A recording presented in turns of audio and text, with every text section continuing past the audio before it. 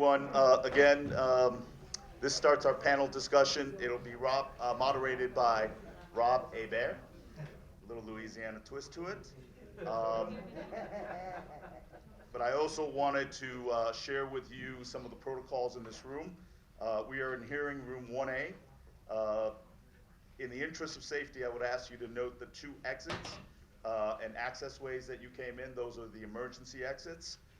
In the event of emergency, walk quickly to the nearest exit, and exiting the room, go to your right and exit the building by the main entrance.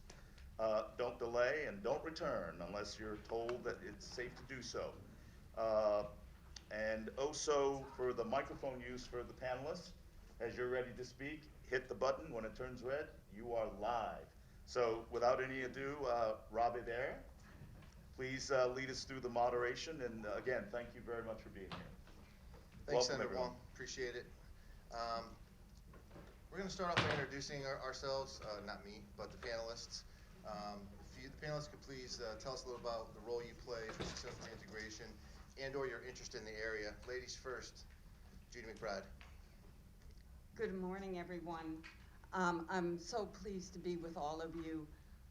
This is a moment where my life has come full circle.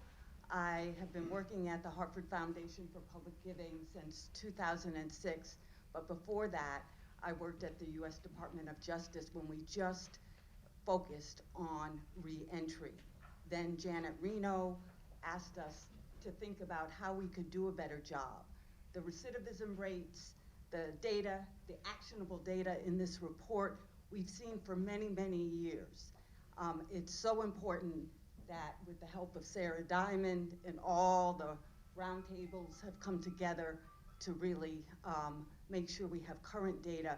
But at the Justice Department, we knew that reentry is one of the most challenging criminal justice issues. And I am so pleased to be with all of you. Look forward to the conversation. Thank you, Judy. D.A. Garcia from DOC. Thank you. Thank you for having us here today. I am here representing the Department of Correction on behalf of Commissioner Guidos. My name is Eulalia Garcia, but everyone calls me Lali for simplicity's sake. I have dual roles with the agency. I am currently a district administrator overseeing 4 of our correctional facilities, as well as director of programs. So I play a huge role with our community stakeholders and the partners that we work with on a daily basis to make sure that reentry is a success. Very happy to be here. Thank you, D.A. Garcia. Tahiba Bain, my friend. Thank you, Rob. Thank you for having me. My name is Tahiba Bain. I'm the founder and executive director of Women Against Mass Incarceration. I've been doing this work since 2011, and when I came here to Connecticut, I came in to make change, and I'm glad to be on this panel, sitting here and be a part of the committee for the State of Reentry coalition, because this is a big deal, and this is something that we didn't have, and I'm glad to be a part of it from the beginning until the end. Thank you. E.D. Roberge. So good morning, everybody. I'm Gary Roberge with the Judicial Branch's Court Support Services Division. I've been with the branch 34 years, and I'm really happy to be here today because reentry is one of the things we obviously take very seriously in the branch, and I just want to congratulate Community Resources on the report and the work on this reentry effort. Senator Hwang for being with us here today and having the conversation with us. You know, it's not just an adult system issue that we deal with in the branch. We also have reentry on the juvenile side, and you know, the fact of the matter is individuals that receive split sentences, so a period of incarceration followed by a period of community supervision, need assistance transitioning back into the community, right? And I think it speaks to the billboards we have up behind us here, and you know what the report pointed out. So I'm excited to be here in the conversation today. I think the state has made a lot of progress, but we certainly have a long way to go. So I look forward to the conversation, and again, good morning, everybody. Thank you, Gary. Gordon Lyde.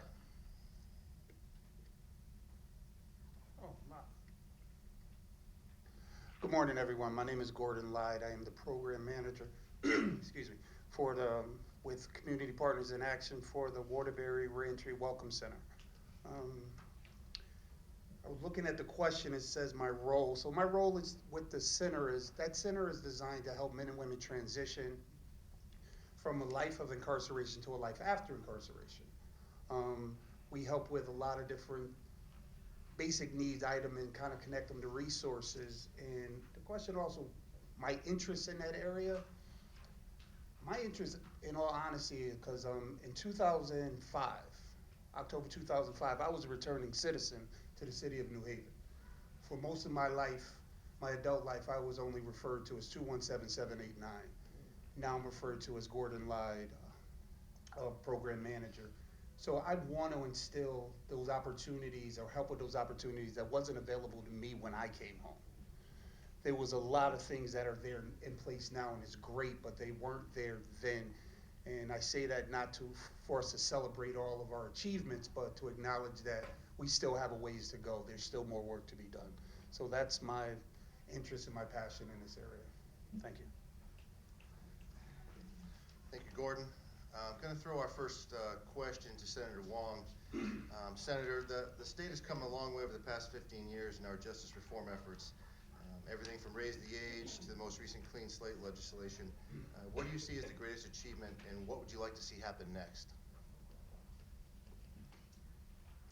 Thank you, Rob. I think one of our important achievements, perhaps not the greatest, is the greater awareness of racial, social equity concerns. I think we have had a tumultuous number of years where people have recognized what is quietly some of the societal patterns of behavior are absolutely unacceptable. I think we have raised the sphere of conversation on those issues. I think we still have far to go, but we no longer move away from it out of shock or disdain or just indifference. I think that is one of our movements forward in our willingness to address the issue and the voice that it has risen to address those issues. I think what I like to see next is for us through this panel and through many more conversations to move away from the politics of looking at solution driven, to not look at one action resulting in another, but look at our policy making, for me, has a broader impact of what is sustainable and maintainable and equitable. So I think it's really important for us to have this kind of a conversation as a collaborative effort to get all the shareholders involved into the room, move away some of the perceptions and biases and stigma, and really look at the issue in a collaborative way toward solution-driven type of policy making. That is my hope in moving forward, and what I look for in future conversations like this, that Republicans and Democrats can go into a room and take policy from people whose lives are impacted. And Gordon, you're Gordon to me, and I don't know anything else. So, and that's the way it should be. You know, when you were mentioning your number, it kind of struck to me. I mean, we always hear about, we always see the musical Les Mis, right? We're not back into the 16th century. But I said it before, it seems to me it's the modern day Scarlet Letter. And it's important, if I can also add another important part of the solution is, we're talking about juvenile crime, that's such a forefront in the news right now. I see a direct parallel to solution in supporting those that are reentering from incarceration, to support them in their success, because they are role models. They have gone through the shared experience of what these young people are going through, and there's not a greater impact than somebody you see as real right next to you, who can share with you the similar experiences of how they've gone one way and how they can learn the lessons of avoiding that. And so for me, mentorship, career opportunities, education is important, but having individuals like Gordon out there be able to share the experience and make them realize that there are better ways to go. So thank you for having me, and I hope that's answering your question. Thank you. Thank you, Senator Hwang. Happy to hear from the other panelists, but Judy McBride, if you'd like to follow up.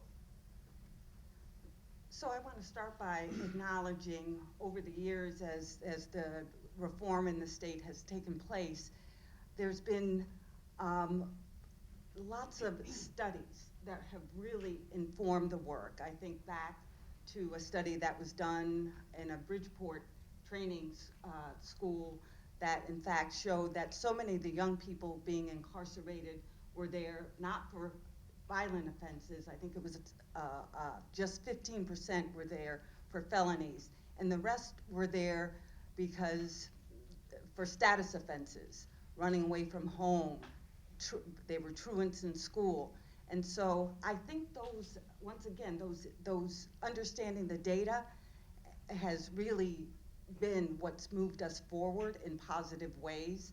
I also think going forward, having the voice of folks that have lived this experience of reentry, lived incarceration, know what works for them and what doesn't.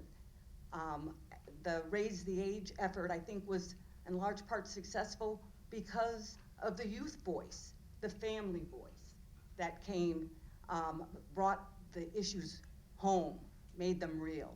And I think we need to do more of that, and we can talk more about it. Thanks. Thank you, Judy. Any other panelists want to comment on the first question? Seeing no hands. Dave Garcia? I can add. I worked at the Manson Youth Institution for, it was about 3 years. And so when I look at the question you pose, I can think of a lot of accomplishments, but for me, the one that sticks out the most throughout my career has been the Juvenile Justice and Policy Oversight Committee and all of the great work that has come out of that committee, and with regards to juvenile justice reform and looking into removal of the juveniles from an adult correctional setting has been a huge undertaking that we're working on, but also just the community partnerships that we have with everyone.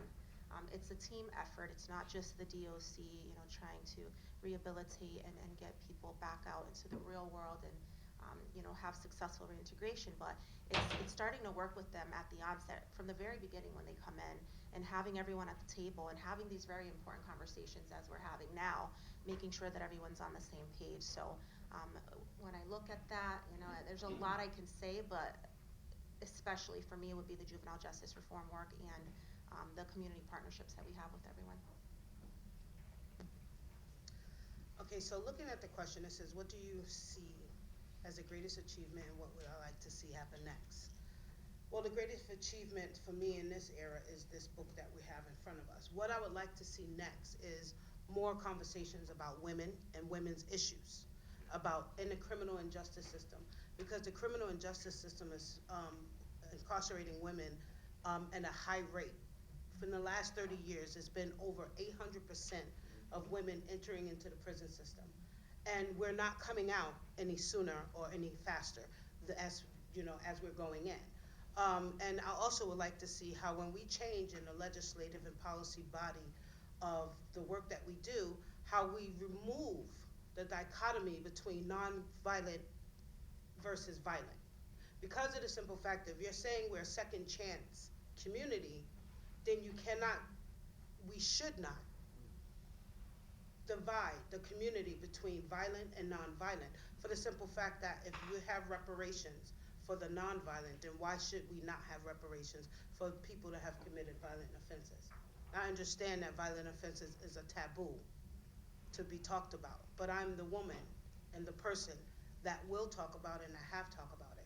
And I talk about women issues because Women Against Mass Incarceration unapologetically focuses on women issues in the criminal and justice system.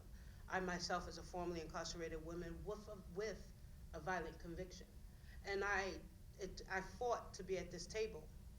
And I fought hard and I fought long, and I'm not gonna stop fighting because I'm not the only one that needs to be at this table. There need to be other women that are formerly incarcerated or incarcerated, speaking their truth about what needs to happen in the state of Connecticut, reform policies. Thank you.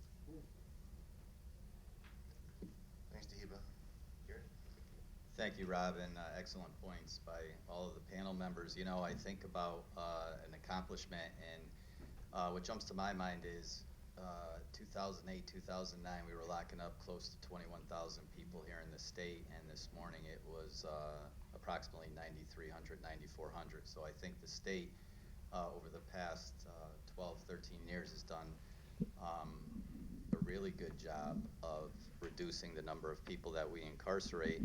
And, you know, arrests year over year continue to be down, so I think we've done it in a safe way.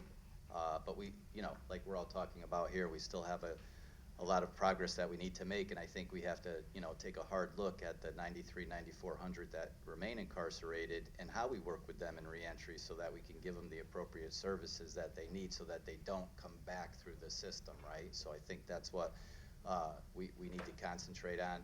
And I think we've made a lot of progress with, you know, the public-private partnerships. I look around the room and I see many of our contracted providers here, and the services that you all provide to the individuals that we work with in the branch are so important, and we can't do our work without you. So I think we've made a lot of improvement there. And I think incorporating evidence-based services into what we're doing as well, right? I mean, we know we're smarter and we're more efficient as to how we provide services to the clients. And how we identify the appropriate services. So I think we've made a lot of gains in those areas over the past 10 to 12 years, but clearly we still have a lot of room for improvement. Thanks, Rob. Thank you, Gary. I'm just going to put a pin in it for 1 second. DA Garcia mentioned something, and you did too as well, Gary, that I got in the game in '98, I believe, and the partnerships that I see and the willingness of DOC and Judicial to work with the community-based providers is not what I saw in 1998, 99. So from the Connecticut Reentry Collaborative to you all, thank you very much. It's made a big difference. So our second question, I'm going to go to you, Gary. Can you share with us what efforts your agency is putting forth, or you personally, to ensure successful reintegration in our communities?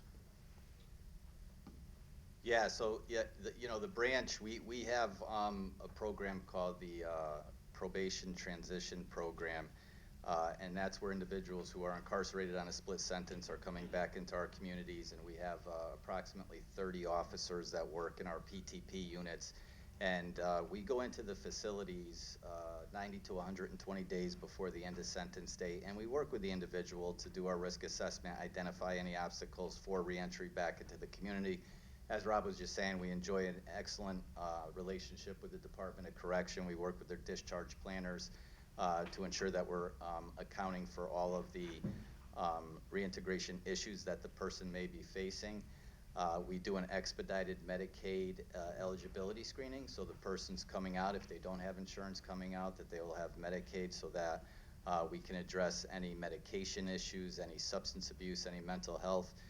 We've done a lot of work with the Department of Housing, right, on this rapid rehousing concept that we have. We started it in New Haven with the Columbus House. We now have one in Hartford, and from all accounts, those are two very successful programs for us, because housing stability is a big one, right? If you don't have a place to lay your head at night, that creates a lot of issues for the clients, the folks that we work with. So we're paying very close attention to that. You know, and I mentioned earlier on the juvenile side, you know, reentry is also another issue that we have to look at there. So we had the transfer of the juvenile delinquents from DCF over to the branch in 2018, 2019, and we'll continue to work with those kids, or the kids that are even transitioning out of our residential centers, predisposition back into the community. And we deal with the same thing on the adult side, right? For pretrial clients. So, you know, we have clients that are held on bond for a week, 2 weeks, 2 months, 3 months, 8 months, and then they're coming back out into the community, and many times they're going to need the resources that an individual who's serving a sentence of 2 or 3 years would need as well. So the branch has a lot of different areas in which reentry is a significant responsibility for us and something that we pay close attention to. And you know, the work that the branch staff do in conjunction with our providers that we contract with and other community-based providers that we don't contract with really provides a roadmap for successful reentry regardless of the status that you're coming out to. But nonetheless, you know, the report clearly states that the clients that we're working with are underemployed, are undereducated, have substance abuse issues, have mental health, behavioral health issues. So there's a whole list of things that we have to account for and make sure that we pay attention to. But housing is one of the most important things from my perspective, and I think from the branches right now, because we're really trying to make a difference and make an effort to expand our housing capabilities through the rapid rehousing programs, through our transitional houses, to make sure that the folks that we're working with have a place to stay.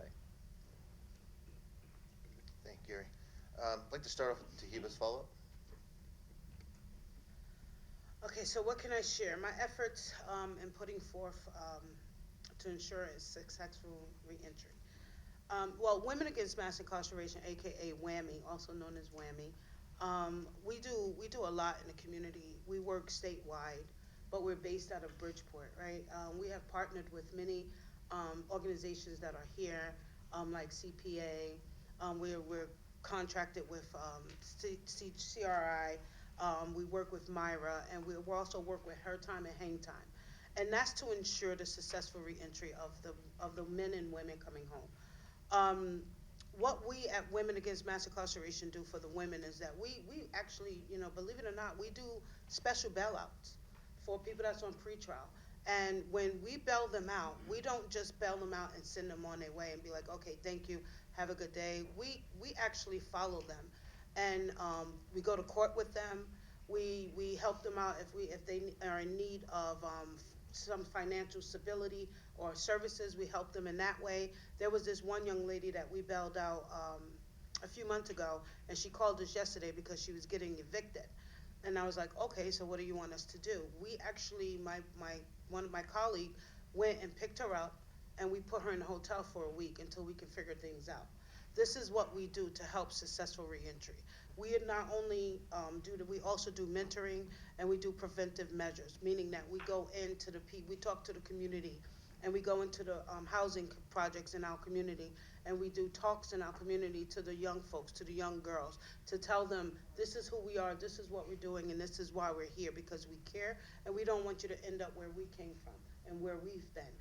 We have some great successes, and we have some few losses. That's just life. But the fact of the matter is, while giving back into the community, it helps the community, and we know that we're giving our part, and we know that it's hard. Housing is a monster. It's a monster for everyone. And like Senator said earlier, like is already regular problems that general people go through. Imagine being tagged with that scarlet letter on top of that for housing, for employment. And I know personally how that feels. All right, and I mentioned that word fight earlier when I was like, I fought hard to get here. I did, but I want to change that word from fight to work, because I worked hard to get here. And the work that I put in is not for me, it's for the people that's coming home after me, because without people like me, like the ACLU Smart Justice, like CRI, like Myra, it's going to be easier for that 3-year recidivism rate to skyrocket, right? Because we know the numbers, right? The numbers say within 3 years, people recidivate, enter into the prison system because of lack of. So we're here to make sure that we cut that in half, or total if we can, but we're going to do the work to get where we need to be. Thank you. What else in the panel? So I'm here representing the Harvard Foundation, and for many years we have embraced the issues that we're talking about today. I went back and took a look at the grant-making history, and we early on supported a fatherhood initiative inside one of the prisons, because yes, moms and dads are incarcerated, and their children still need them, still love them, and want to be with them.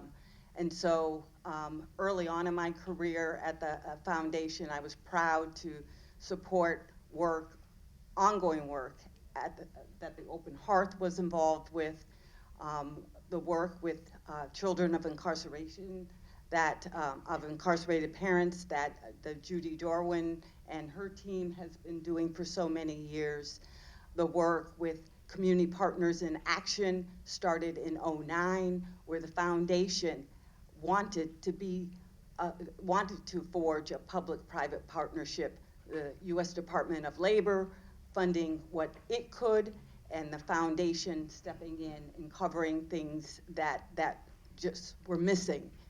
And those kinds of partnerships are so essential.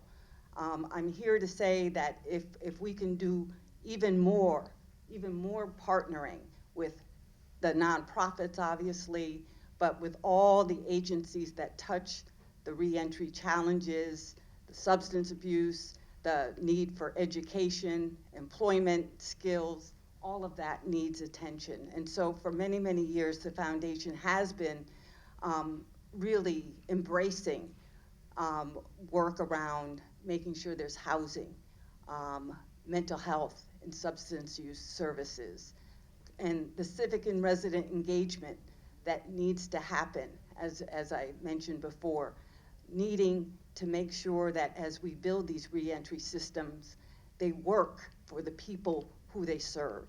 And that can only happen through their informing the structure and what needs to happen in them.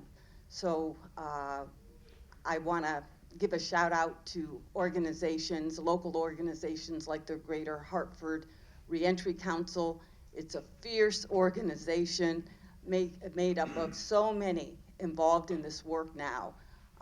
And it's only through those efforts. Sue Gunderman is fierce and keeps us all marching in the same direction. So with that, I'll look forward to hearing from others. Mr. Ladd.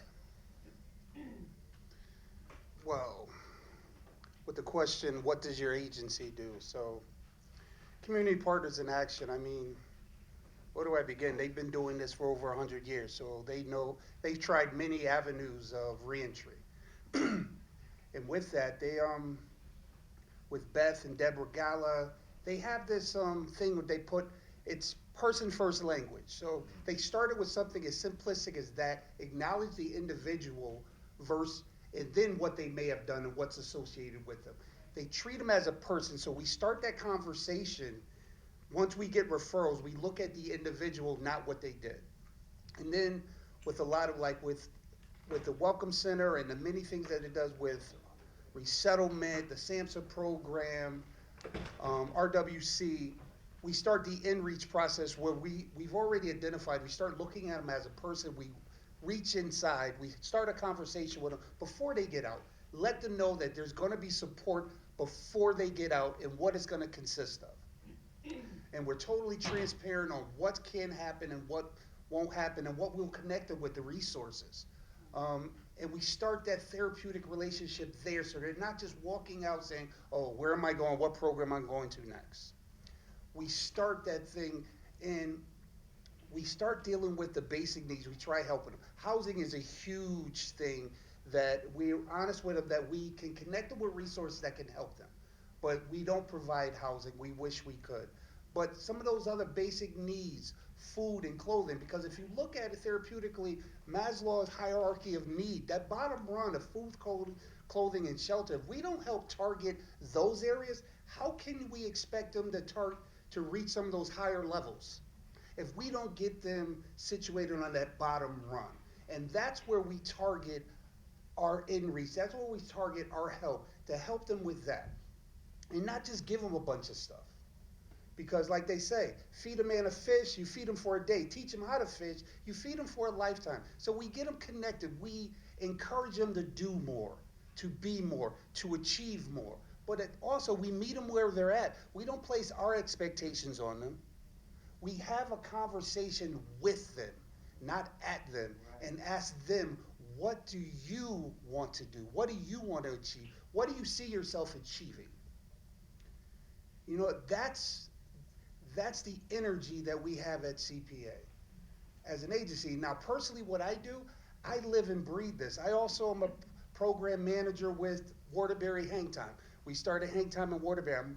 I'm the program manager there. So I get them connected with Hang Time, where this is in the evenings twice a month, where they have a meal and a conversation of various topics with individuals they may have not normally speak to, whether it's because of ethnicity or sometimes a huge thing is where you were born. I'm from New Haven, so there was a time we grew up, if you was from the Ville and you was from the Hill, you didn't talk to each other. In Hang Time, we get individuals from different neighborhoods that have a conversation and a meal, and the relationships develop. Sometimes we'll have presentations where there's job connections. We teach them the basics of networking without them realizing they're networking. So they learn how to do those things. And that's where it starts, because those are the things that I didn't have, I wasn't provided with. So I just try to provide those things that wasn't provided for me, because I'm an anomaly when you think about it, getting out without all those resources to survive and to be successful. That's an anomaly for back then. So I want to create a few more anomalies out there by providing some of those basic things. If I may just interrupt, I want to ask Gordon, so what made you unique? I don't know. All I know, I've always said when I got out, all I had was a plan and some hope. That's all I had. Plan and some hope. And I clawed and scraped and made some mistakes. All I knew, I did not want to go back. I did not want to go back. Who was there to help you? Was it faith? Was it family? Was it friends? Pretty much faith, because I had burned all bridges by the time I came home. I didn't burn them, I had blew them up, because I was in and out from, I always say I was DCYFs to DOC. I went to detention and all. I blew those bridges up. So all I knew is what I didn't want to do again. So there was no other options on the table. And then in the process of doing this, I met some amazing people. Me and Rob met just on a job. We met, and this relationship, we started communicating and networking, and the connection just blossomed. And if I may, this is the awesome I saw in you 5 years ago, by the way. Anybody else? Or we want to move on to the next one? Tia Garcia? I'm really excited to speak about this, just because I feel like the agency, the Department of Correction, has taken great strides in the past 10 years when it comes to reentry efforts. We've come a long way. Are we perfect? No, there's still a lot of work to be done, but we're really proud of the reentry unit that we have. I love the team that I have. They are really passionate about what they do. Some examples of work that we've done to assist with reentry is the ID procurement process, which still has a ways to go. However, it's come a long way. We help prepare our residents prior to leaving custody with identification such as Social Security, birth certificate, and driver's license or state ID, which we do on site at the McDougall-Walker Correctional Institution. We participate in the Connecticut Reentry Collaborative roundtables. We work closely with the reentry welcome centers with Sue Gunderman, or Wonder Woman like we like to call her. Improvement on job skills and workforce efforts. Some examples are ARIES and the building trades, to name a few. We've recently been awarded a substantial amount of funds for a vocational village, which we're really excited about and working diligently on getting that up and running to allow our residents to participate at the facilities. But also we prioritize family, right? That bonding and the support systems that's needed during incarceration and immediately after, because as you've said, you burned a lot of bridges, right?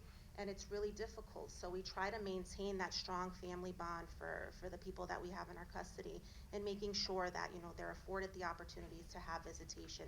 COVID put a real damper on that, but we did our best with virtual visits and you know, arranging whatever contact we can for our residents. At Willard Cybulski, we held a father-daughter dance a few years ago before COVID hit, and that was a huge success. We try to do things to, you know, make our visiting centers more welcoming. We're working on starting a playground at the York Correctional Institution, which is going to be amazing for the young kids that come in to see their moms. Trying to, you know, make that negative experience into somewhat of a positive is really big for us. We've also provided on-site job interviews for for people in custody. At the True Unit, we've had Lost Parking come in and interview people on site, just trying to build that bond before people leave so that they're successful. And we've also changed a lot of our policies when it comes to allowing residents into the facilities. The whole concept of credible messengers is huge for the agency. Having people come in and be able to speak to the men and women that we have in custody and letting them know and showing them you too can be a success. Yes, it's not easy. Yes, there's a stigma that comes with leaving. Yes, it's hard to find employment. It's difficult to work on those family bonds that you may have ruined. But it is possible, and this is living proof. So we've done a lot, and we'll continue to do everything we can to make sure that everyone's successful with reintegration. Thank you. Do I have a timekeeper? Just make sure we're good. Okay. All right. Gordon, from your perspective, what's missing from reentry efforts to rehabilitate and create sustainable change?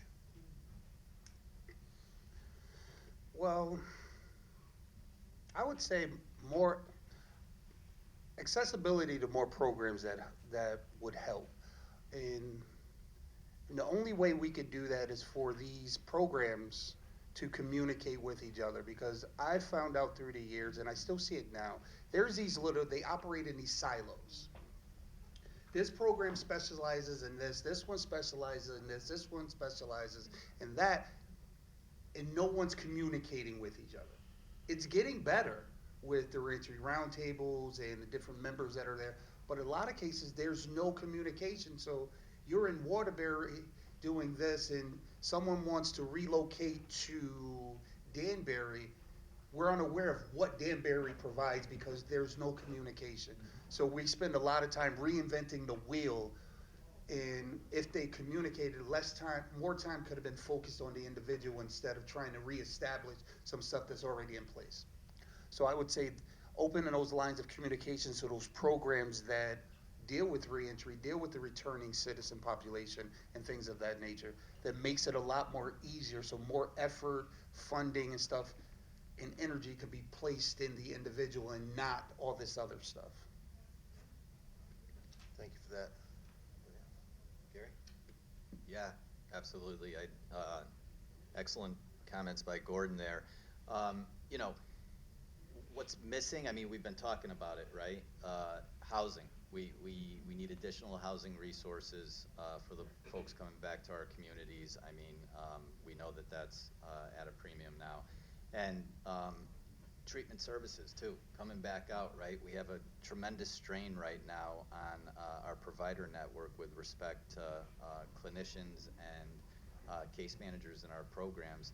And we have to take a look at that, because as the wait lists grow, that becomes problematic for us with respect to providing timely and necessary services, with respect to behavioral health, substance abuse, even basic needs, right? And then also employment, right? So housing, and we talk about employment all the time. What the branch is trying to do is engage CBIA a little more effectively, local chambers of commerce, right, to create more sustainable and long-lasting job opportunities for folks coming out. Our manufacturing sector, right, we know that they're looking for people to work in our manufacturing companies across the state, and those are really good-paying jobs. So how we can incorporate that training, that education, to get our folks into those types of employment opportunities are things that we're really trying to concentrate with respect to reentry. Okay. First, you're not an anomaly. Sorry. I just had to say that. But I respect you. I respect you. I respect your work. Another thing that we need to see for sustainable change is peer mentoring. We talked about credible messengers, right? But we don't have a lot of credible messengers, and to enter into the prison system, because we go through a lot of red tape to try to get back into the prison system. However, we also need credible messengers, which are peer mentors on the outside once you come home from prison. because once you are out from prison and you can see, like you have Gordon, you have myself, and you have people that can relate to the pain and the strife that we're going through, it's easier for you to reacclimate, or it's less daunting to reacclimate into society when you have someone that you can go to. That's why hang time is a very good place to go and to sit and to hear and to know that you are part of a community. But we also have her time as well. Her time is also for the women. It wasn't originally created for the women that were informally incarcerated. It was created for the mothers, the parents, the wives of that, right? However, we're looking to change that over and to make it for the women as well that are formally incarcerated, because we need peer mentoring to help sustainable reentry. Housing is one of the biggest problems that everyone has, especially formerly incarcerated men and women. And we have money. We have money that we should be allowing to not just the big nonprofits, but the small nonprofits that want to develop housing for low income to no income to underemployed women and men coming home from prison. We need to really take a really deep dive into that, because we have a whole bunch of empty lots throughout the state of Connecticut, a whole bunch of empty lots that are not developed. We need to funnel money into develop not those high-price, high-end development companies, but those for CPA, for Women Against Mass Incarceration. That's something that I'm looking to do. We have another organization, small, tiny, nonprofit organization that's been running for 10 years that is looking to open up a house, but she can't open up a house because she doesn't have funding, but she's still been doing the work in New Haven, right? So we need to look not at just the big ones, and I love you guys, I love partnering with you guys, but we also need to be able to do and build what we need to do as well. So if we can get funding from organizations and foundations that will help us move along as well, because we have ideas as well, that will help in sustainable reentry as well, because sometimes you have to start from a bottom up as opposed to a top down, right? You have the top down and you meet with the bottom up, because when you meet in the middle, everyone benefits. But if you always start from the top down, you lose some people. But you got to look from the bottom up as well, because we're coming up. And who are we going to meet in the middle? If there's nobody to meet in the middle, we're losing people as well. So we try not to lose anyone. So we want to work with the larger organizations, but we also have the smaller ones as well. So if you look into that, because housing doesn't have to be the problem. We have a solution for the problem, and it's funding, and it's opportunity. And no one is that. We're talking about it. We've been talking about it for years. Now we need to do something. We want action steps. Let's talk about how we're going to funnel the money into the housing for the formerly incarcerated men and women that's coming home from prison. We can start with transitional, move them to permanent. There's a model in New York, the Fortune Society. The Fortune Society has a house, and it's a house where they have a transition, where you have people that stay in there for a period of time, help them get on their feet, save some money, and then they also have another house that is permanent, that you move from the transition into the permanent housing. You can stay there up to 10 years, and then it's cycled though. But that's what we need to do. We need to take models that people that are successful from other places and utilize them here, and that's something that can also help with the housing and reentry. Anybody else? Judy? So it's really not that things are altogether missing, but we need to do so much more of the right thing and being smart about it, strategic about it. For me, I'm so pleased to be here today, because the foundation wants the public-private partnership. I'm so pleased to be sitting right next to DOC and really understanding what you're able to do with whatever resources you have, and then having a conversation with the foundation about how we can help. We've been putting in enormous resources, and not all foundations are like TAO or the Hartford Foundation. And we need to help them see when a foundation cares about families in poverty, kids helping on kids in education settings. Those are the families that are often justice system involved. And so really helping others see the alignment of what they care about. I'm really hopeful that with more partnerships, given the complexity of the issues, that we can really see continued advances.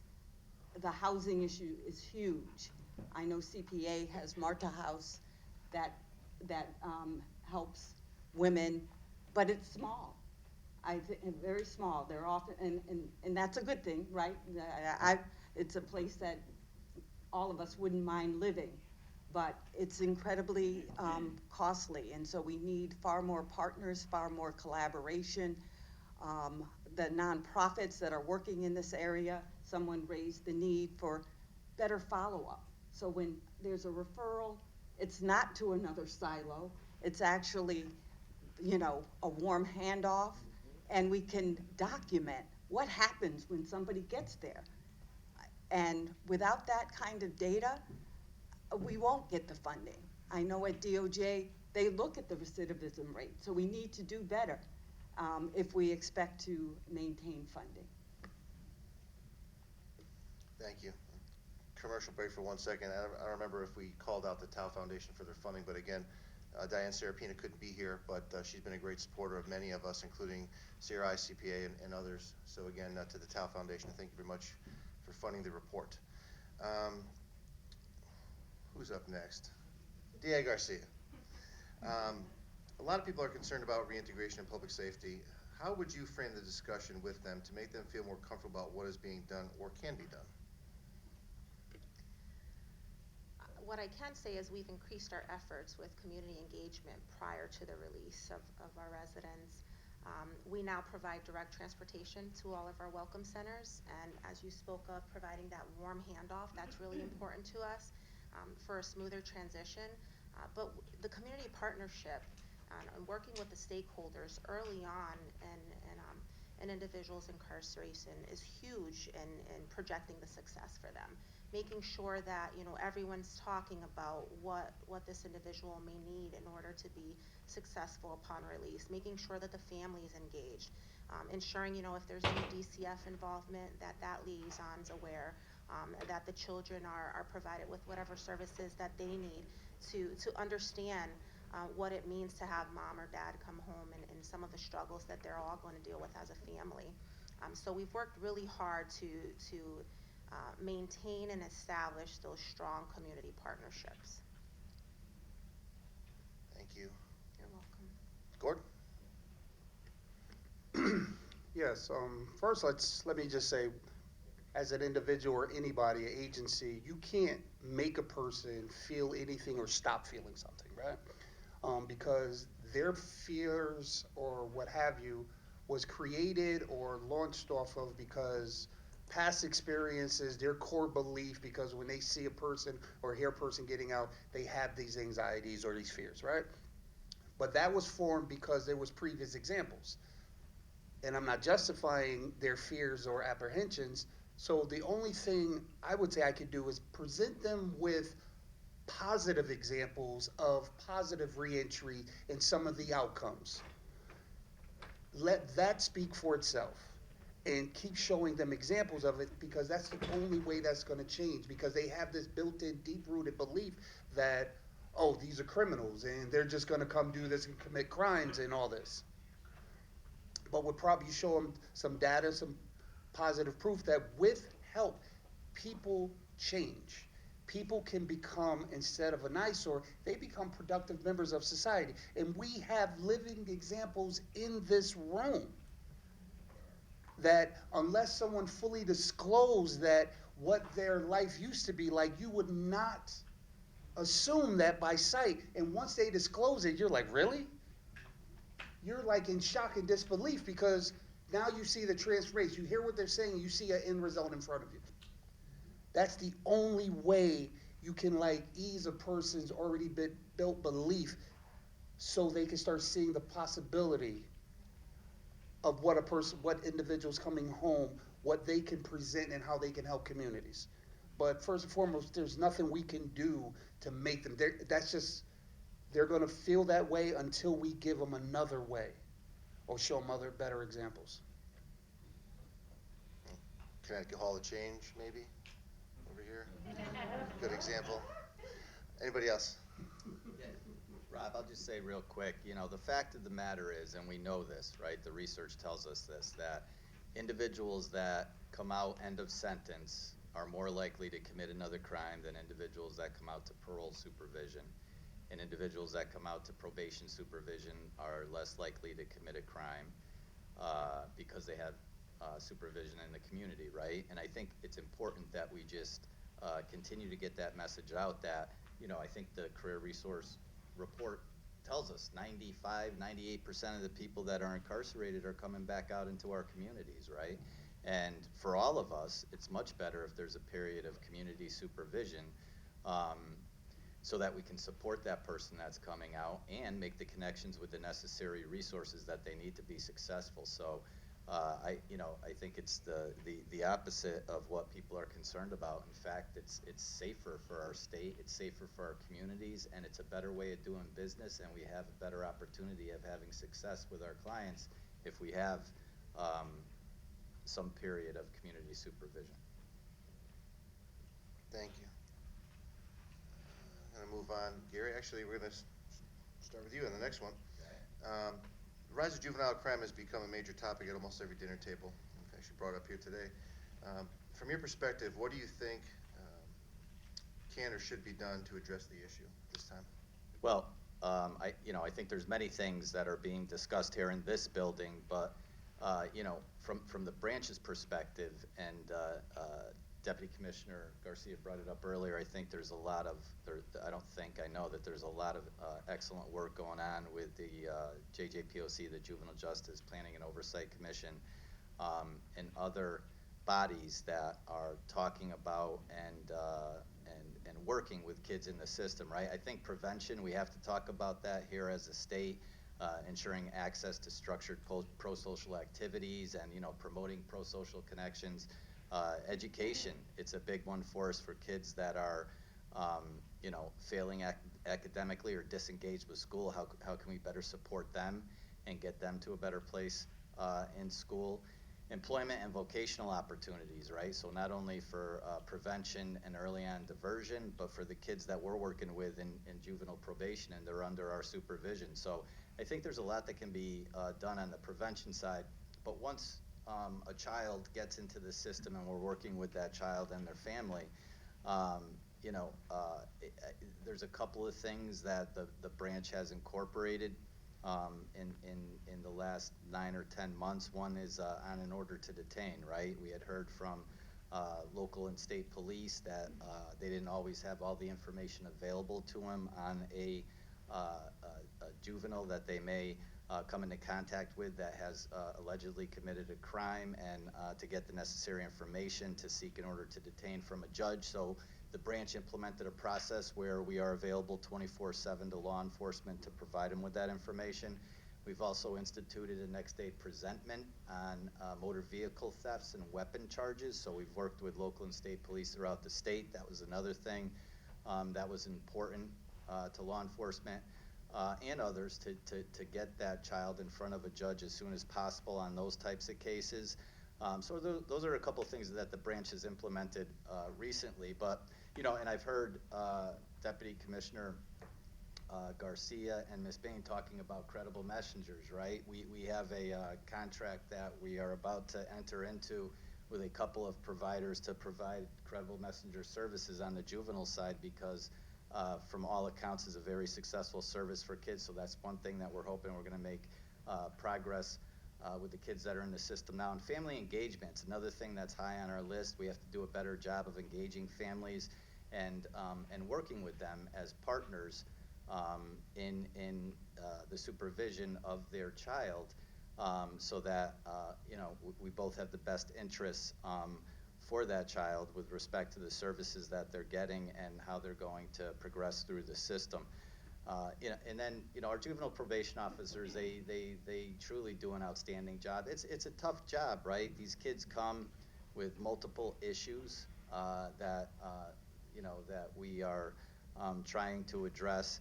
And when I talked earlier about evidence-based services, right? So both in the juvenile and the adult side, we're trying to get into more of this cognitive behavioral-based supervision, and it gets to kind of what Gordon was talking about before, right? And how we interact and engage the clients that we work with. And it's not about telling somebody what they're going to do or how they're going to do it. That doesn't get us anywhere. It's clear, right? It's about how we engage that child, how we engage that family, how we engage that person in our supervision efforts that are going to make us successful. And we're doing a lot of work to try to change that dynamic and how that relationship is between our probation officers, both in the juvenile and on the adult side. And we feel, the branch feels, that that's going to enable us to be more successful at the end of the day in our supervision efforts. Thanks, sir. Senator Hwang? Absolutely. Thank you so much for those insights. Now, the judiciary undertook this as policy changes. It didn't have to go through the legislative process. And in fact, if I may, of the entire panel, including Rob, I really would love to hear some of your suggestions to me as a policymaker and to hopefully the audience of legislators and the general public. The juvenile crime issue is a unique one because there's developmental considerations, there are considerations of juvenile age protection, and the process of the system, so to speak. So take me through, if I could ask of every panelist, because this is really a critical point in this day and age. We need to have solutions, not just simply punishment. So did the judiciary undertake these because they understood the challenges, or were there policy initiatives that led to that? So we knew on both of those accounts that it was important to the public, right, that the branch respond in a way that's within current statute, which it is, to provide additional information to law enforcement for the orders to detain and the next day presentments. It was it was a standing rule, I guess, on the juvenile side that for an arrest, unless it was domestic violence, that it would be not less than 5 nor more than 10 days from the date of the summons issued to be brought in front of a judge. And the branch felt that cases involving motor vehicle theft and weapons charges rose to the level of trying to get a more immediate presence in front of the court for the child and their family. So those two things were more branch policy issues. One of the things, though, Senator, that we talk about, and we have this conversation with Chris Rapillo and the chief public defender and her public defenders on the juvenile side, Sue Hamilton and others, often is, when we're able to conduct a thorough, in-depth assessment on the juvenile in the system. Right now, that really, for the most part, is done post-adjudication, so the case has to go through its entire process before we could get into that kind of conversation, engagement, and assessment of the child and the needs that they may have. If we could do that earlier on, we think it may add some value to the process to be able to get services to that child sooner rather than later. So that's one thing that I know we're currently talking about, and we have been talking about for a few years now. They have some procedural concerns meeting the public defenders about information being shared and how that could be used negatively toward the child in the adjudication process. So we need to work those issues out, because certainly we don't want to have that happen. But that would, we think that would definitely add value to the system if we could do more of that work that we do on the back end, more up front, to get services sooner into play. Well, I think you addressed one of Gordon's concerns, is the siloing of information, and the Judiciary Department remaining open and accessible to law enforcement to get that information is a very good process to that. If I may, Rob, this is really important in this marketplace right now. What are your thoughts from your experience of what solutions we could undertake to address this in a balanced way of juvenile crime? Didn't expect to get a question. I thought I was only asking them. No, this is you're the capital. All right. So in general terms, I will say that the Court Support Services Division is on the right track with the credible messenger piece. I'm not going to talk about that much more for other reasons. Actually, if you could, you got to understand the general audience Yeah. may not know So- the intimate information. So what is a So in- credible messenger? So in New York some years ago, there was the Arches Credible Messenger Program that linked with the New York City Probation Department. They found that, and we've talked about this a lot here today, right? They found that matching people with lived experience with those struggling with whatever, most likely justice involvement, was the best way to guide them through the system in a way that wasn't punitive. There's a Credible Messenger Justice Center out of New York that people can take a look at. The numbers are pretty amazing. And I don't know that we should be that surprised by that. Like, mentoring is kind of a thing that kind of happens everywhere. Like, everyone in this room has had a mentor, whether you've been in jail or not. So why not, direct that work to this population? But I will tell you that I've worked in most of the major cities in Connecticut throughout my career. I've been in law enforcement, been in probation, a long time ago, Gary. Mr. Carbone's there. And really, it bothers me when people talk about the system and they think it's the justice system. It's not. The system is the whole thing. It's cradle to grave. So, to the silo piece, I think if we don't address the system as a whole, we're just going to keep missing. That's just my perspective of 20 years trying to figure this stuff out. But yeah, the system as a whole has to be addressed in pieces. In order to do that, the silos got to fall. They just have to. For years, and no offense to DOC at all, they're a great partner. Love you guys. But for years, trying to get DOC to talk to DMV was like, trying to teach, I don't know, me to fly a jet. It's like possible, which seems strange to me and to others in doing the work. As these silos fall, and I got Earl Bloodworth here from the Mayor's Initiative for Reentry Affairs at Bridgeport. He's done great work getting DOC, DMV to work directly with him on the ID issue through the city. So big shout out to Earl on that. But again, these are little wins, and sometimes it feels like we work for 10 years to get 1 inch of progress. Is there funding right now and for the Credible Messenger program, and where does it draw its funding, and how big of a program is it? Is it in certain judicial systems, or is it across the state?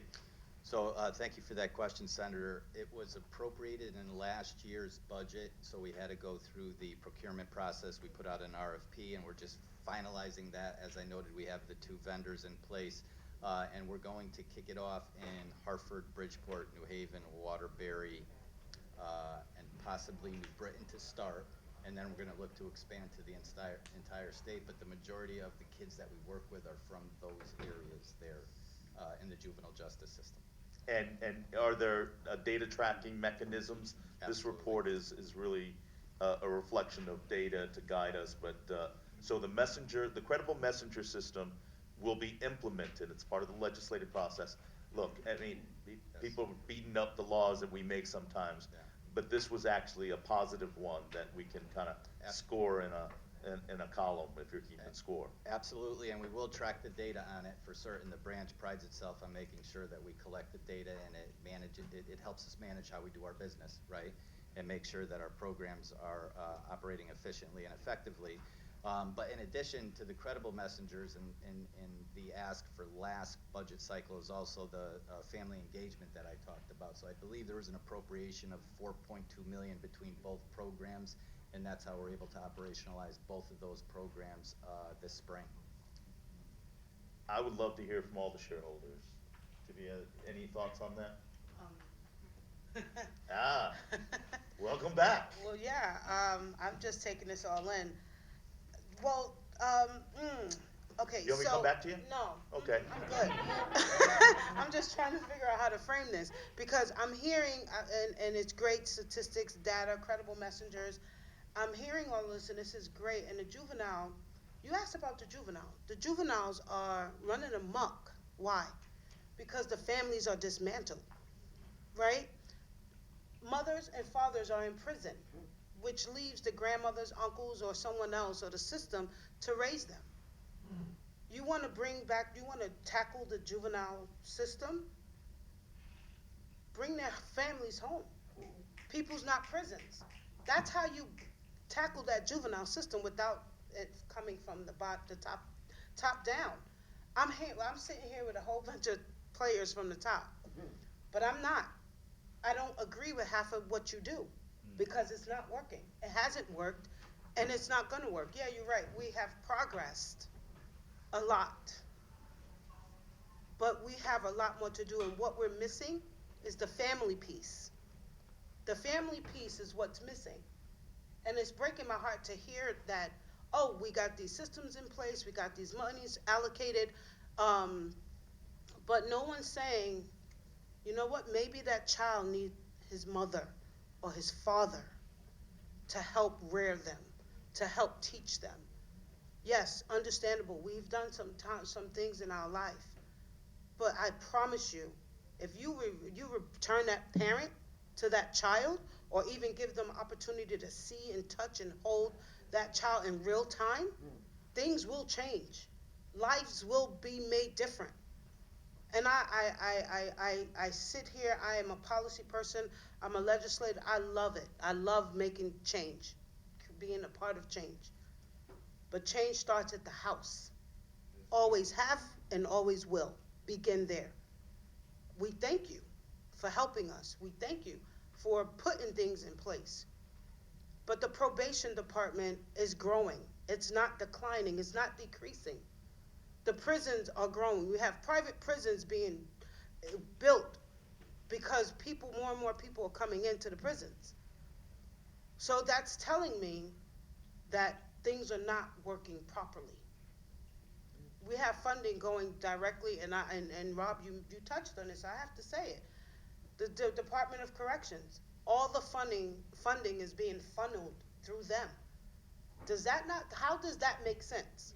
How does the people that are housing and being, their careers depending on us being in prison, get the money to help us stay out of prison?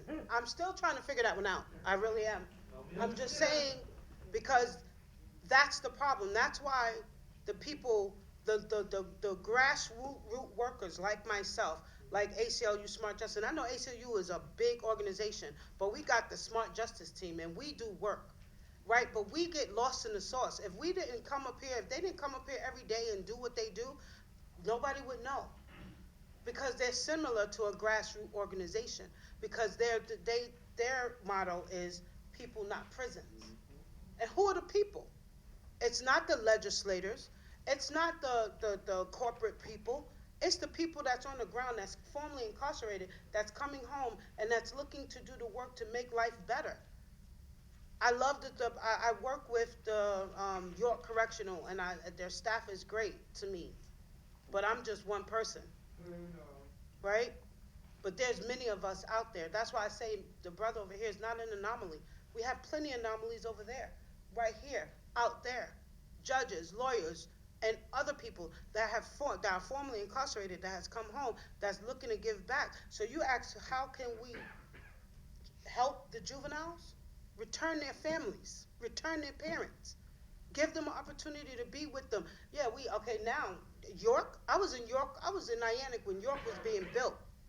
I promise you, it took all this time to now get a center for them, for their children now, and it's not even built yet. But now we're talking about it? That's ridiculous. We have women in prison right now that have been in there for 30, 40, 50 years that have not been around their children. You said people at the end of sentence are more likely to return to return to prison besides the ones that's on parole or probation. So they need supervision. So we know supervision works. No, that's not true. The reason why people return to prison at the end of sentence is because half of their support system are dead or not living or have been lost in contact, moved away or something. So they have no other choice but to try to fend for themselves. And if nobody's giving them a chance in employment, housing, racial disparities, all being a part, and mental health and substance abuse is all a combination of what's happening with this person. The only recourse is prison because that's all I know, and that's all I know. That's all I'm comfortable with. So Wow. forgive me if I do not have No. the same sentiments. Keeping it real. Gordon, next to you. I hope you didn't mind that I brought it up. It's important to hear that from beyond policy and from the whole thing. I heard obviously keeping it real, but a sense of urgency. Right? Not patting ourselves on the back. We're doing things, but there's got to be a greater sense of urgency. There you go. Well, Follow that. Follow that. So I totally agree with that. It's like I was sitting here thinking, because I always use this phrase, "It takes a village," and a lot of times we hear that it takes a village to help and all that, which is true, but it also took a village to destroy, right? It took a village for that dysfunctional situation to come into that young adult's life. So we always look at helping the young adult and all that after the fact. Let's stop waiting for something to happen before we come up with a solution. Let's be a little more proactive, right? Let's go before that. Stop waiting till they become adult, get out of prison at 30, 40, 50 years old. Let's try something radical and try catching them before all that. Before they go to the street, before they start looking for validation outside the home. Let's start helping some of those homes that are at risk now. And stop waiting till all the kids in the house get inmate numbers. So let's take some of this funding that we build prisons with, that we try to get all this reform with, that we start all this reentry programs with. Let's take some of that into some of these communities. We got to give money for reentry. I know, we do, but we can take some monies and bring it and help those families in those communities before all this degradation start within that household. We're reactors. That's what everything we're doing, we're reactors. Let's be proactive. Let's stop reacting to a situation. Let's start responding before there's a situation to react to. So let's really start thinking outside of the box here and make some real change. And that's the only way we're going to get real change. We're going to have to think outside of the box, get out of our comfort zones and our way of doing things, and let's do something a little radical. Because if we look at what we're doing today, 30 years ago, what we're doing today was totally radical because it was unheard of. It wasn't happening. So let's continue that change and think outside of the box to really promote some real change. Thank you, Gordon. Now, Leila, I'm going to set you up here and by saying the Department of Correction has done yeoman's work. From former Commissioner Semple, who I have great fondness and respect for, there's been tremendous progress. You have multiple challenges for the things that you need to get to proactiveness. So I want to caveat that. And the programs, the welcome centers, they needed to be built yesterday. I hope there's a sense of urgency. But I want to ease in for you as you begin this. There are many other bureaucratic processes you need to encounter. You need to make sure that your programs are ensuring safety of the people in the prison as well as when they leave. So I'll just caveat that, and I don't envy you following Gordon and Tibia. Thank you, sir. No, I have no problem following everyone. I echo these sentiments. I completely agree. I have personal experience to incarceration. Not only do I work with the Department of Correction as an employee, but I've also been affected by it with my family. I've had an uncle who served 20 years in our system. I've had an aunt who's been at York. I've had younger cousins who've been part of the juvenile justice system, so I do take it personal, and it is something that I'm very passionate about with regards to making sure that there is a change, understanding that it's not always going to be easy, and as you stated earlier, there is a lot of red tape, not only for getting former offenders back into the facilities to speak the good word and let people know how great they're doing and encouraging them, but also for us to make certain changes in policy and to get additional funding that's so needed for a lot of the programming and the staffing resources that we're lacking in. So thank you for giving that caveat. But I can speak from dealing with the juvenile population at the Manson Youth Institution and at adult facilities throughout my career. I've never worked with the women. I do oversee York now, but I've done a lot of work outside of working inside of the facility with them. What I do understand is the sense of urgency, the sense of reunification with the family.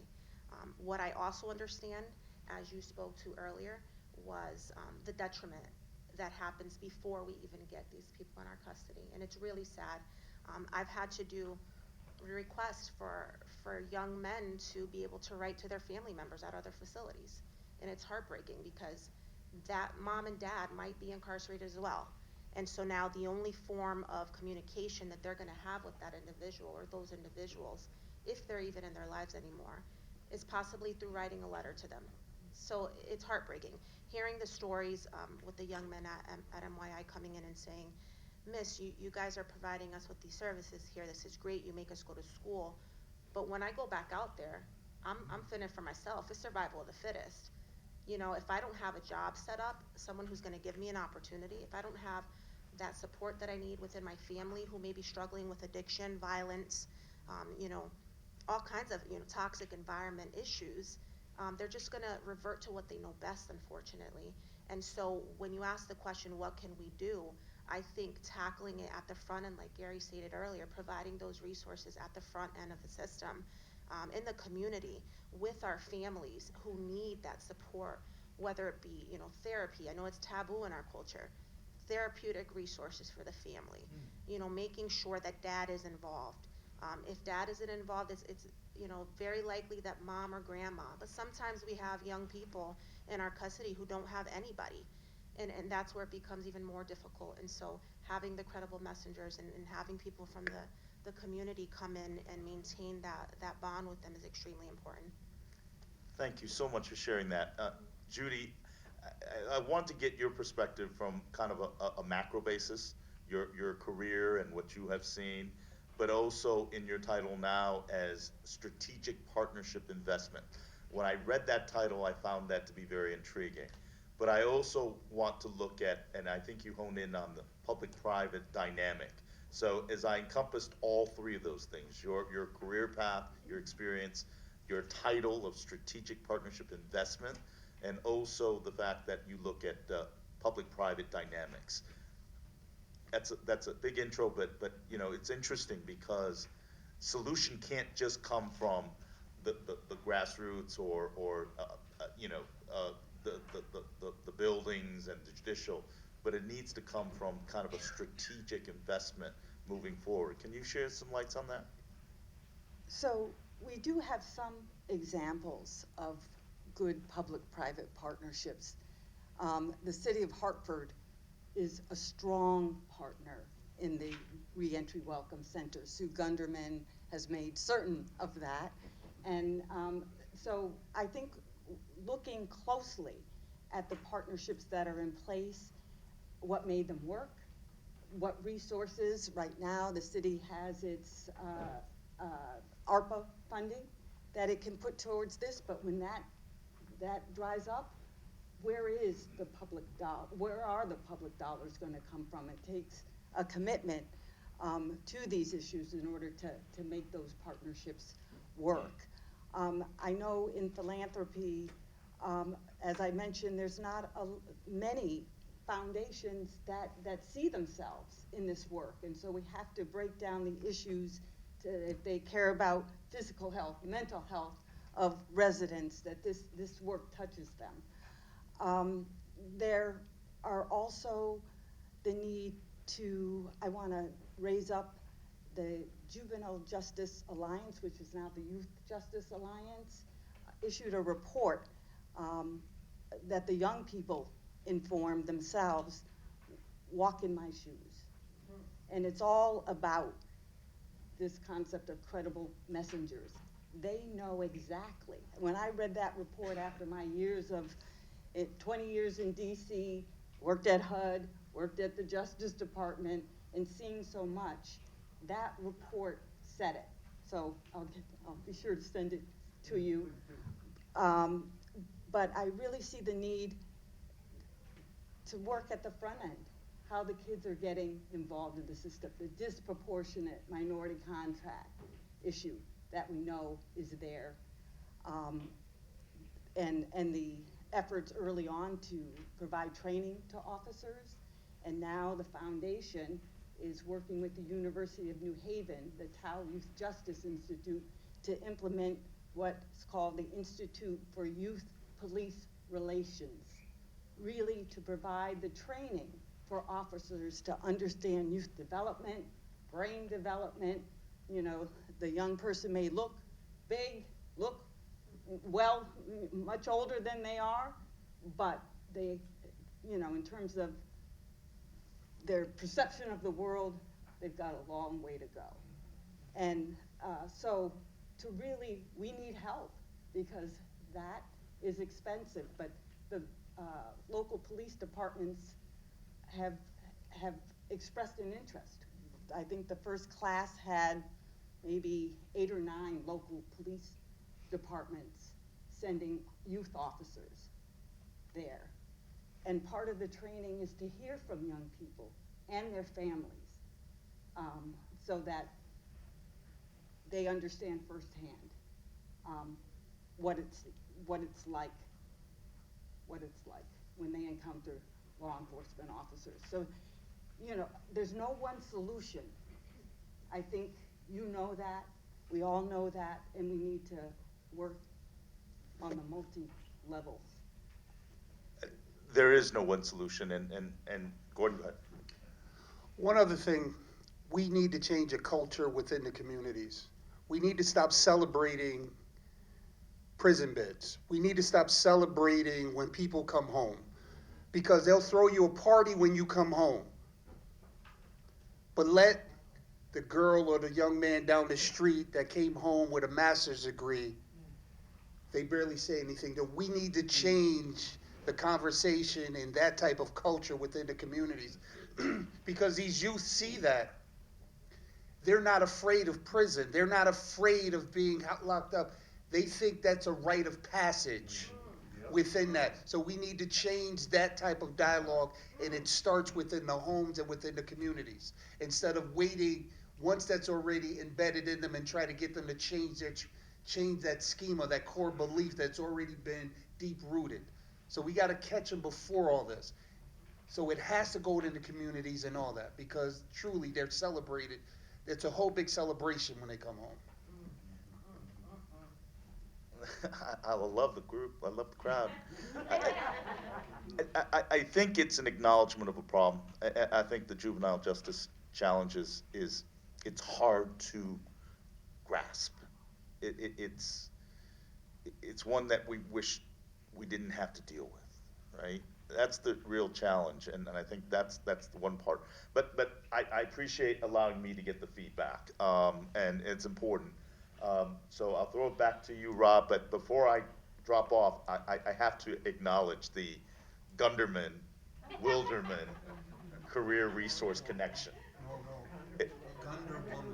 Gunder Woman and Scott Wilderman, because we wouldn't be having this meeting without the efforts of career resources of Fairfield area and Scott Wilderman as well. So, Ms. Gunder Woman, I see you have quite a following, and well earned, I've been told.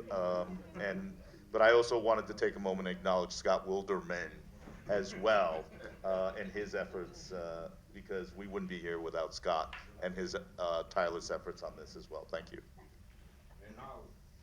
Thanks, Senator Hwang. Yeah, and again, it's very unfortunate Scott couldn't be here. It's a very sad day for him. He's been working on this for a year, so yeah, thank you to Scott and his leadership. He's been out in front of this since 2007. 2007, the foundation of the Bridgeport Reentry Collaborative, which was the first of the 10 councils in the state. So absolutely, Scott, a big hand to him.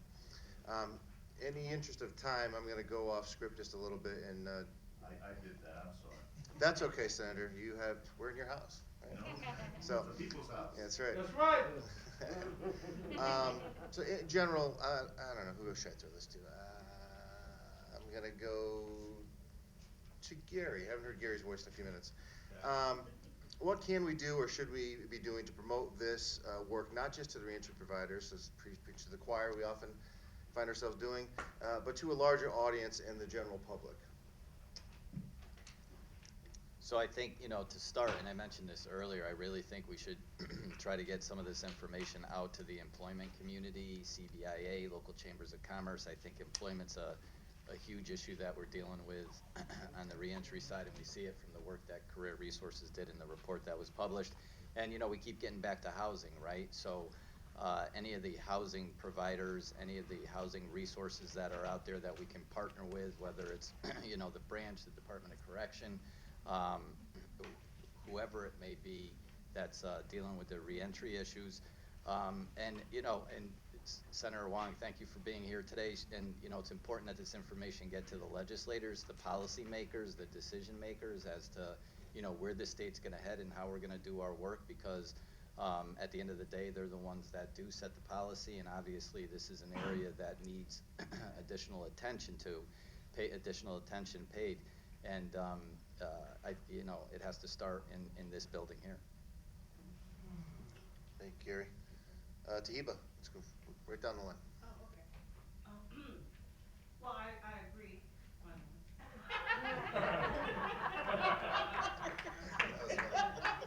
Just let me say this, that I appreciate every one of your comments, and you can come at me as hard as you want. It doesn't bother me. It just inspires me to do better. So please do.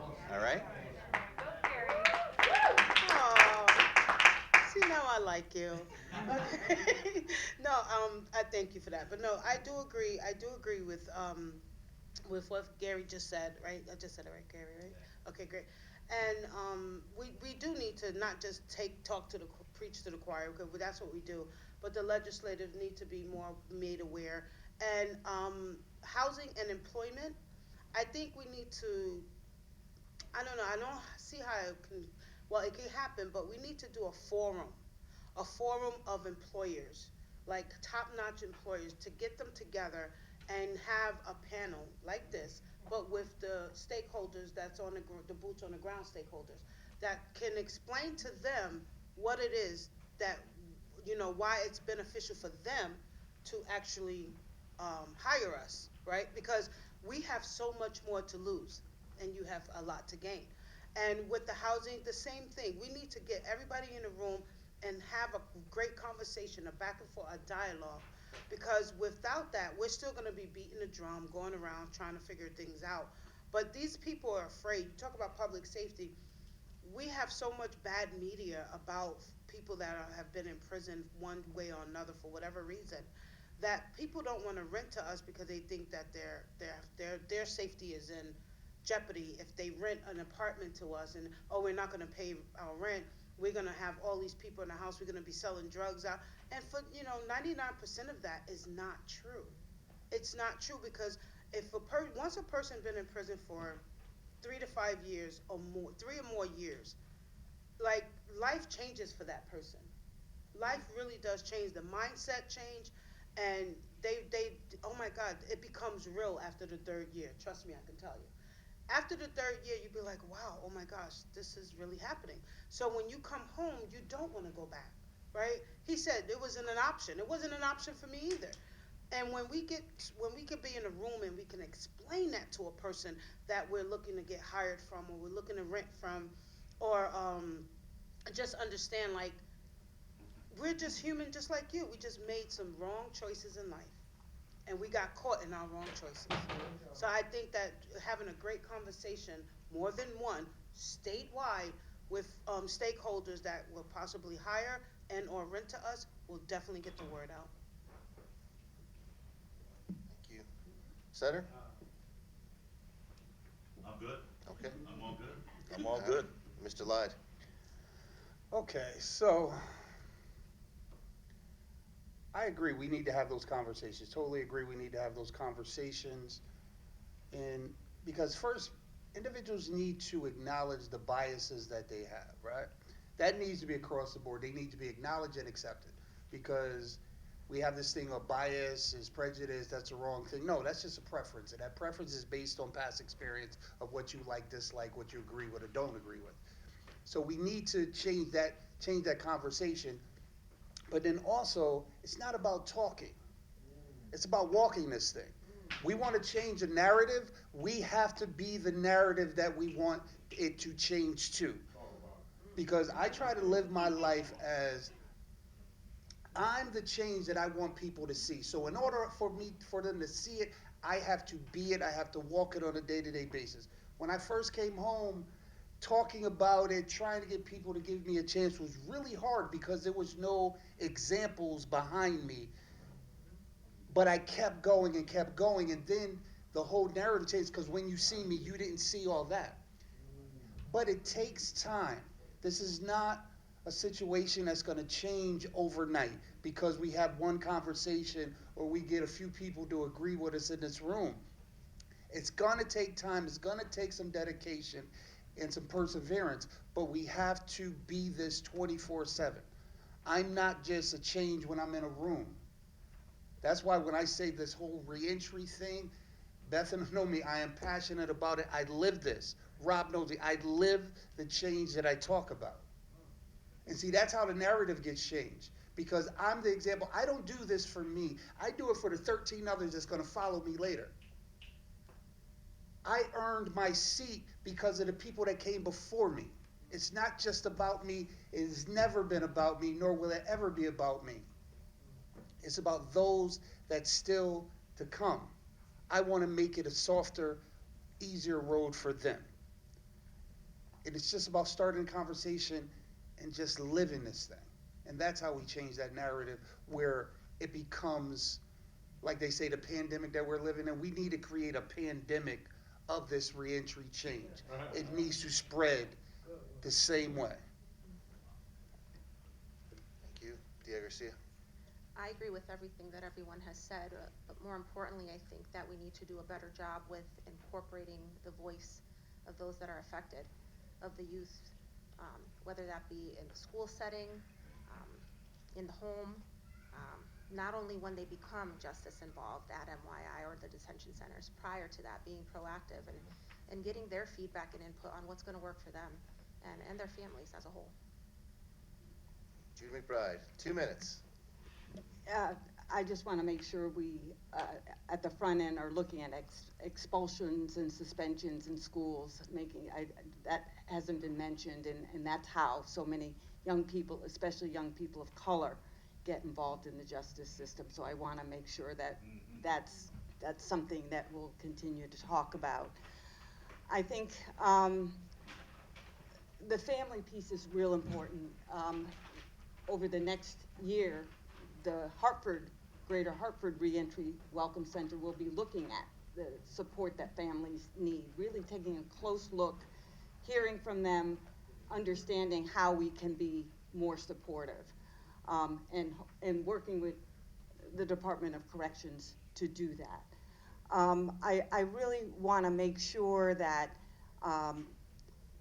when the family piece, my career helped inform my work on that. I worked in a program called La Bodega de la Familia, the storefront for families in the Lower East Side of Manhattan, and it was focused on justice-involved families and understanding their connections. They may have burned some bridges, but we define family broadly, and by asking, who helps you? Understanding those connections, and oftentimes you get, well, my auntie, she helps me with everything, in school, and my girl, she helps me with this, and making sure that those folks can visit correction facilities. And that often doesn't happen. So with that, it's been a pleasure. I've learned a lot. But what we see on this panel from the returning citizens is not unusual. All those years, they have been introspective about what they've done and what they hope to do. What a beautiful closing statement, Judy. Thank you. I just want to acknowledge Career Resources for their great work in this and gathering this panel. So thank you very much. A big round of applause for these panelists. Thank you. I'm gonna let you all go. In the interest, 12 o'clock. I run roundtables. Right in the button. So, thank you to the Tao Foundation, the Matthew Cosbob Foundation, John Santa, the Connecticut Reentry Collaborative. Couldn't have done it without any of you. Thank you so much. Have a good day.